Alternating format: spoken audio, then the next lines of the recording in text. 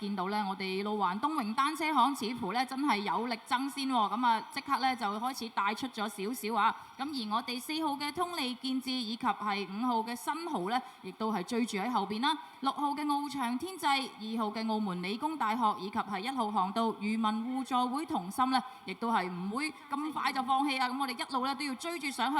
咁而3號路環東榮單車行咧繼續係領先緊嘅。4號嘅通利建智同佢咧其實亦都唔係話爭好遠嘅啫，仲可以追翻上嚟嘅，加油啊！咁而2號嘅澳門理工大學咧，頭先我都講過佢係一個有實力嘅選手，希望我哋嘅大學生都加油！我哋繼續睇下後邊會點樣發展。去到中段位置咧，仍然見到係3號、4號、2號、3號嘅路環東榮單車行、4號嘅通利建智同埋2號嘅澳門理工大學㗎。隨後咧就係5號嘅新濠、6號嘅翱翔天際同埋1號漁民互助會同心嘅。而家去到差唔多200米到終點嘅位置咧，就3號，仲係3號帶領先係路環東榮單車行嘅。做些。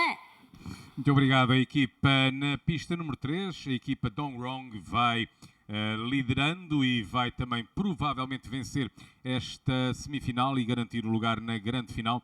Eles têm sido uma das equipas mais fortes desde o início da competição e partiram muito bem e agora estão até a aumentar a sua liderança nesta semifinal.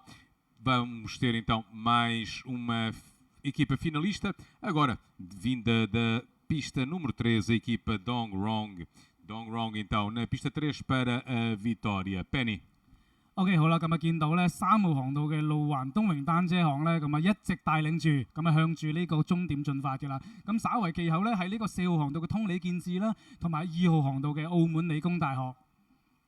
好啦，去到衝線位置啦，咁啊見到咧路環東榮單車行以第1名嘅位置衝線，咁啊第2名衝線呢就係通利建智，其後第3名衝線呢就係澳門理工大學，咁第4名衝線呢就係漁民互助會同心，第5名衝線呢就係第5號航道嘅新濠啦，咁同埋6號航道嘅呢一個翱翔天際。